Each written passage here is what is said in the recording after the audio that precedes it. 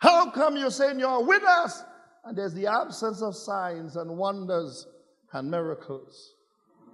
So I'm disqualifying you even based on the testimonies of our fathers.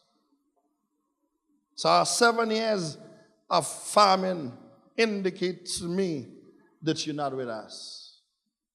Their lack of manifestation in terms of taking us out of our problem is indicative of the fact, as far as I'm concerned, you're not with us. And then what my father spoke of is evident that if you are God, then you are with them, so you can't be with us because you took them out from their problems, but you left us in ours. That's his argument. So I'm disqualifying you, God. You're not with me. How many of us have done that?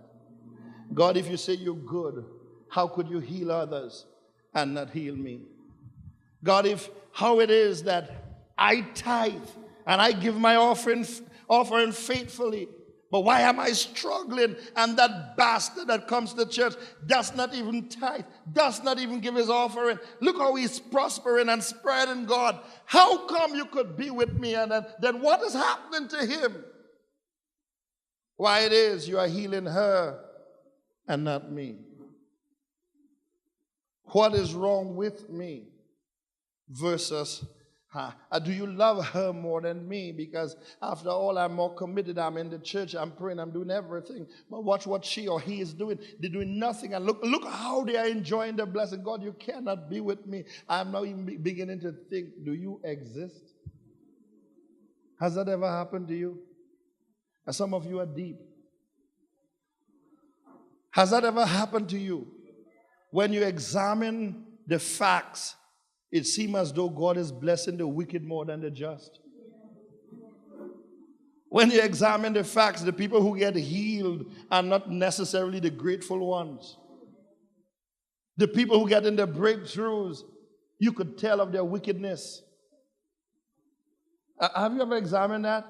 When you watch certain pastors who keep talking about the kind of miracles God does by their hand, when you examine their life, they're about a 6 trillion question mark. The thing that you're looking for, it will come to pass.